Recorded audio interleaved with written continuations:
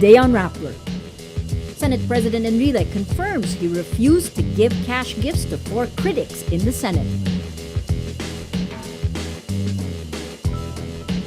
President Aquino rejects calls for a total gun ban. And the Philippine National Police fires cops involved in the alleged shootout in Quezon.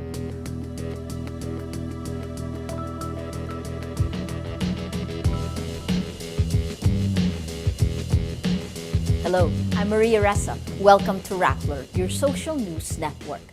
Senate President Juan Ponce Enrile confirms he excluded 4 senators from the additional funds he distributed before the Christmas break. The funds are under the Senate's Maintenance and Other Operating Expenses, or MOOE. Enrile issues a statement Wednesday saying he refused to give, quote, further additional MOOE for Senators Miriam Santiago, Pia Cayetano, Alan Peter Cayetano, and Antonio Trillanes. The 4 are his vocal critics. Enrile responds to a Philippine Daily Inquirer report that says he gave 18 senators 1.6 million pesos each as cash gift, billed as, quote, additional MOOE. But he approves only 250,000 each to the 4 senators. Enrile says all 23 senators got 600,000 pesos each for the first tranche of additional MOOE last November.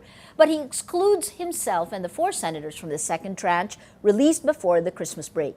Enrile says, I stand by the exercise of my sole discretion, not to authorize any further release of additional MOOE last December to the 4 senators. Senator Antonio Trillanes says he's not surprised Senate President Juan Ponce Enrile excluded his critics in the release of additional Senate funds. Trillanes says the Senate President is, quote, playing favorites. Enrile and Trillanes are bitter enemies. Their rift began when Trillanes bolted the Senate majority, accusing Enrile of railroading the division of Camarines Sur upon orders from former President Gloria Arroyo. Enrile shot back, accusing Trillanes of siding with the Chinese in back-channel talks on the territorial dispute over the Scarborough Shoal. Trillanes says he cannot conclude whether there's any irregularity in Enrile's handling of the funds, but says it reflects on his leadership. It's not my problem now, obviously, right? It's his problem. Why he played favorites as a Senate President. It's up to you to decide what kind of leader would do such a thing. The graft case against former President and now Pampanga Representative Gloria Arroyo continues. The Sandigan Bayan 4th Division denies a motion of the Arroyo camp and her 3 co-accused to dismiss the graft case connected to the controversial NBN-ZTE deal. The court issues a resolution Monday denying the motion of former First Gentleman Mike Arroyo. Mrs. Arroyo adopts the motion along with co-accused former Commission on Elections Chairman Benjamin Abalos Sr. and former Transportation Secretary Leandro Mendoza. Arroyo's husband calls the graft case defective, saying the NBN-ZTE deal never pushed through. He also questions the anti-graft court's jurisdiction over the case, arguing the contract was signed and executed in China in 2007. The Sandigan Bayan dismisses Arroyo's arguments, saying the case stated the offense was committed in February to April 2007 in Malacanang. The court also says the case is not defective, even if the deal failed. President Benigno Aquino on Wednesday rejects calls for a total gun ban. He says what's needed is better enforcement of the law and higher penalties for irresponsible gun owners. A gun enthusiast himself, Aquino defends his right to own a gun. He says he was a victim of violence in 1987 when he narrowly escaped an ambush by rebel soldiers who mounted a coup against his mother, then President Corazon Aquino. Aquino also stresses how the government is running after private armed groups, which he says are the biggest threats to peace and order. So I think a lot of us will agree with the basic premise na yung outlaw will be one of the first or the first groups that will say thank you na madidisarmahan yung law-abiding citizen dahil mas madali na sila mabiktima.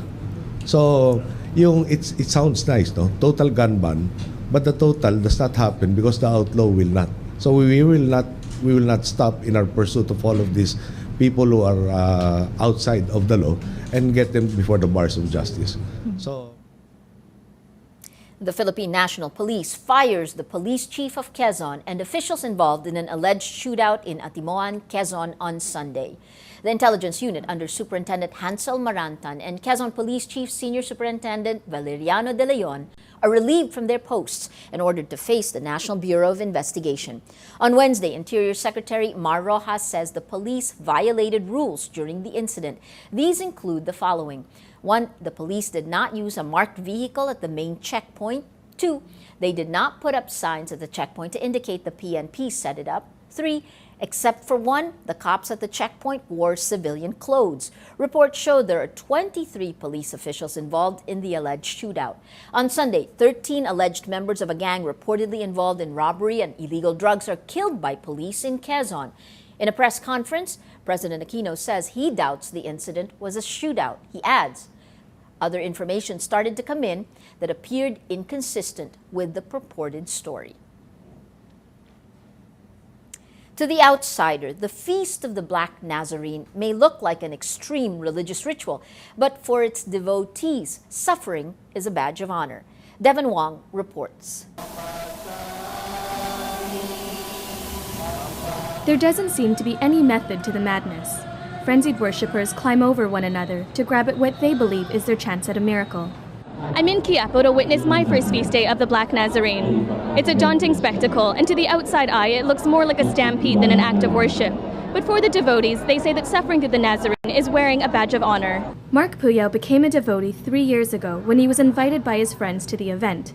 He says he will continue to come because he believes the Nazarene hears his prayers. All my prayers are answered because of him. And he gives my family good health. The strong faith of devotees keeps them returning to the event each year. For some, it's a family tradition. Gloria Cayonde has attended the Nazarene since 1979 to pay homage to the statue. It may seem like an extreme religious ritual to some, but Gloria disagrees. Tayong Pilipino, hindi naman ganun, di ba? Pagka naman palataya ka, sampalataya lang talaga. Nagkaroon kami ng sariling bahay kasi mga naundoy kami. Sa Santa Maria pa kami Bulacan nakatira. Nagkaroon kami ng yung lipat bahay. It's the individual prayers and hopes surging into a collective act of piety that makes the Black Nazarene such a powerful event. It may look like chaos from here, but perhaps it makes more sense to someone from a higher place. Devon Wong, Rappler, Quiapo. A Vietnamese career diplomat assumes the top post at the Association of Southeast Asian Nations, or ASEAN, at a time of simmering tensions between ASEAN and its powerful neighbors. On Wednesday, Vietnamese Deputy Foreign Minister Le Luong Min is inaugurated as ASEAN's new Secretary General, replacing Surin Pitsuan from Thailand. Min will serve a term of 5 years until 2017. He inherits the goal of an integrated ASEAN community by 2015 and must navigate the 10-member organization amidst tensions between some of its members and China over disputed islands in the South China Sea. Well, let's now look at Rappler's Wrap for today, a list of the 10 most important events around the world you shouldn't miss. At number 3, with NATO's combat mission in Afghanistan ending in 2014, White House officials say the U.S. government is thinking of pulling out. The White House is considering several options, but a decision will depend on whether or not they adhere to the objective of, quote, making sure there's no safe haven for al-Qaeda within Afghanistan. Obama and Afghan President Hamid Karzai are scheduled to meet in Washington Friday. At number 6, the inauguration of Venezuelan President Hugo Chavez is postponed indefinitely to allow the leader to recover from complications from surgery in Cuba. He has cancer.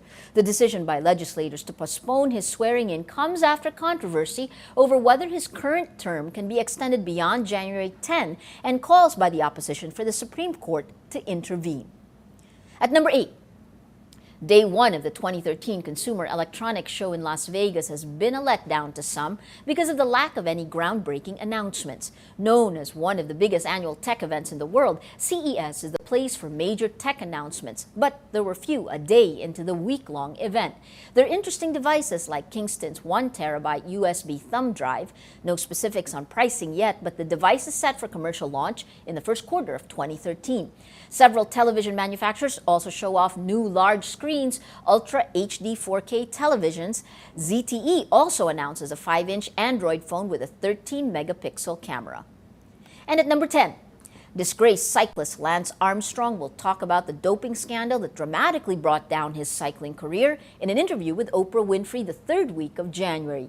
The famed talk show host says a 90-minute special show will address, quote, years of accusations of cheating and charges of lying about the use of performance-enhancing drugs through Armstrong's, quote, storied cycling career. The interview will be Armstrong's first since being stripped of his 7 Tour de France titles last year. For the full top 10, visit Rappler.com's The Wrap. Every story on Rappler has a mood meter which gives you 8 emotions to choose from. Click how you feel and your vote comes down to the mood navigator in the middle of the front page, which crowdsources the mood of the day. It also shows you the top 10 stories that have gotten the most votes on the mood meter.